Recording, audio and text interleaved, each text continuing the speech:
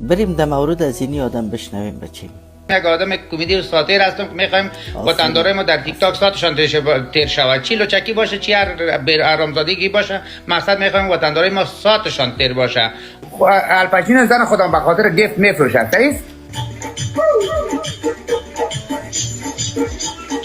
جان مستی وطندارا حرف فقط 2000 مثل یک سگ کمی برف میبینیم این سگ واری بشه برف خواه رحمت پروردگار.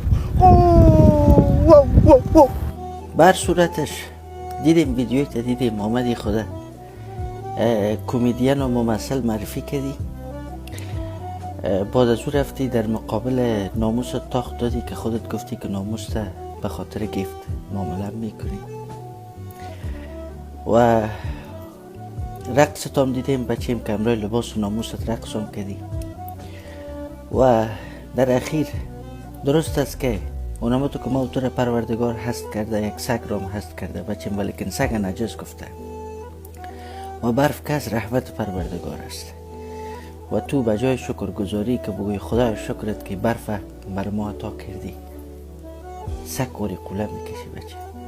الپاچینو فرض کو همه قدر سالهایی که از عمر تو گذشت چی کردی بچه؟ یک ویدیوی تا دیده بودم که گفته بودی که ما چون 2 دانه اولادت در مورد اولادت گفته بودی که در آلند در انگلند هستن کجاستن، گفته بودی که دوستشان داری و اولادت که تو را میبینن چی فکر میکنن؟ پدرشان در کدام را روان است بچه؟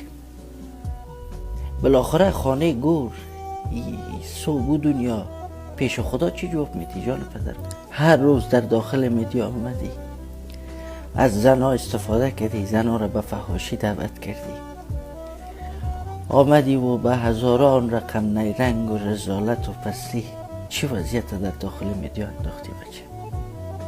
چی حالت در داخل میدیا انداختی بچه؟ من نمیفهم که هدف تو از این کارا چی از گوه پدر خود جان پدر. دو نمیزنم، گپ بد نمیگم بچه، هیچ چیز نمیگم، صرف همه قدر میگم الپاچینو پروردگار عالمیان به برکت خدایی خود بر تو هم هدایت نیک نصیب بکنه بچه. بری بچه دیگه گفتنی ندارم، بری بناتون.